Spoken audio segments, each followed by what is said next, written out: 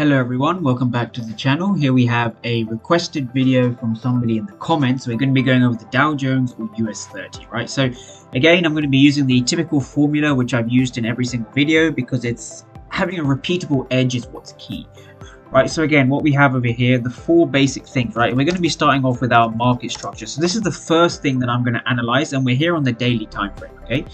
So the daily time frame of the Dow Jones paints a pretty bullish picture as we've seen. So I'm going to be showing people a bearish example from price action back in 2021 and 2, and then we're going to be flipping on its head to look at most recent price action. So here we have the Dow Jones from about a year ago, coming on 2 years ago. Sorry, just over 2 years ago now. So what we have over here is we have the structural high up here, right? So this structural high is where I'm starting, just to give people a rough indication as to how we mark our structure. You can use this in the live market, which I am going to be going over after this, right? So again, what we have is we have a structural high, structural low, structural high, structural low, structural high. And notice how every structure over here follows a sharp move up and a sharp move down. You want to have a minimum of 2 candles for each pullback. So what we have is we have structural lows and higher lows and lower lows and higher lows. Now from here, we saw the shift of structure over here.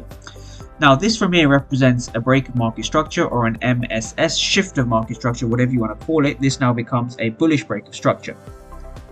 So now we are bullish in terms of our structure. We use the same rules of at least 2 candles for a pullback, followed by a break of structure up here. Now we have 2 candles for a pullback, and now we continue following our bullish structure. So again, what we've had over here, to complement the bullish structure, we're just going to be using the arrows over here to represent the most recent structural highs and lows, right? So this now becomes a break of structure to the upside, and this also becomes a break of structure to the upside. And now from here, we've had 2 breaks of structure to the upside. So from here, when we look at our most recent structure, right, I would consider this a structural leg over here, right? So now we have a structural high over here, right? We saw a pullback. This is definitely more than 2 candles in April. We had a bearish month overall, which gave us our overall pullback. And now from here again, let's look at most recent market structure. So what we have over here is we have a break of structure to the upside, right?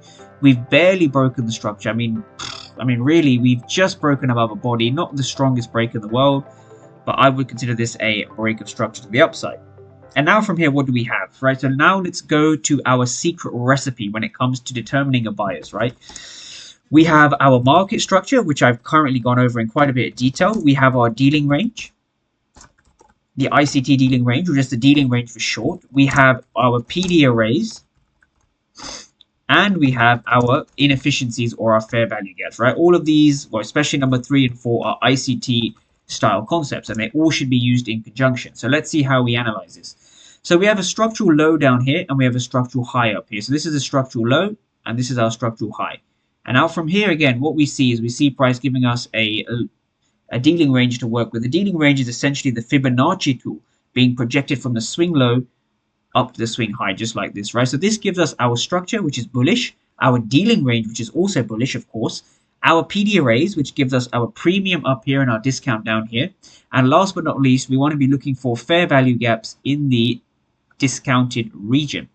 So again, this now becomes our POI, right? This is a POI. Again, this is basics of SMC concepts. Again, very simple. It's essentially the last candle before the inefficiency. So let's quickly label this so people can understand. What this represents is essentially a daily point of interest, right? Daily POI.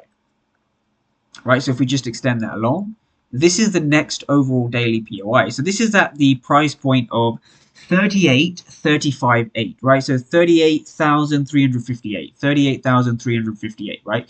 So the overall narrative for price, I think, is to get down into this region over here, at least down to this price point, like I said, right? Down to this POI. Now from here, we'll be dissecting the price action before taking any potential buys in line with the higher time frame narrative. So now we're using this same exact principles and concepts. Let's take this down to the lower time frames, i.e. the 4-hour time frame.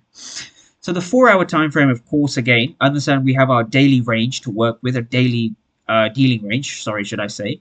Now from here, the 4-hour time frame, again, as you can understand, we're having a daily pullback, right? A daily pullback. So let's quickly look at this. When the daily time frame shifts and has a pullback, right? This is the daily time frame, right? So let's label that here.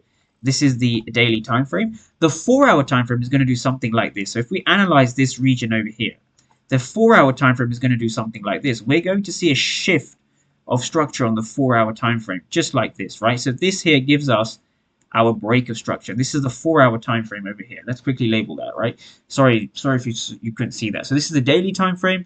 This is the 4-hour time frame. Notice how the daily time frame has a correction, and this is complemented by a 4-hour break of structure, right, to the downside.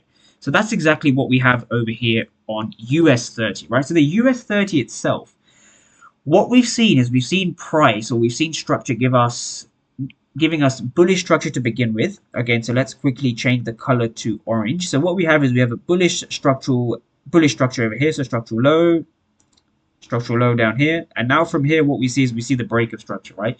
Now, this break of structure complements the daily narrative to get down to this POI.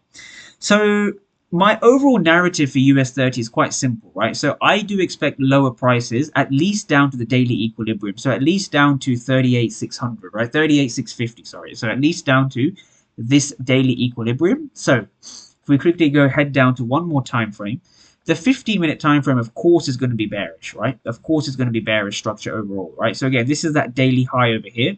How am I looking at the 15-minute structure, right? So the 15-minute structure, again, let's mark that out in blue. Okay, so every blue dot you see on the screen represents 15-minute structural highs and lows. Again, what we see over here is quite simple. We have this understanding we have a structural high, pullback.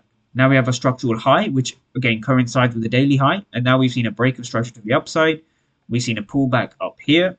Now from here, we just continue the overall trend to the downside, right? Notice how we have structural breaks, right? Structural high, structural low, structural high.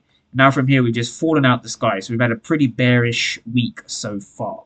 So of course, this is being filmed on Thursday night, right? Thursday night going into Friday. So essentially, right, those who understand ICT concepts understand that the weekly candle itself has been pretty bearish, right? So the weekly candle opened somewhere around here.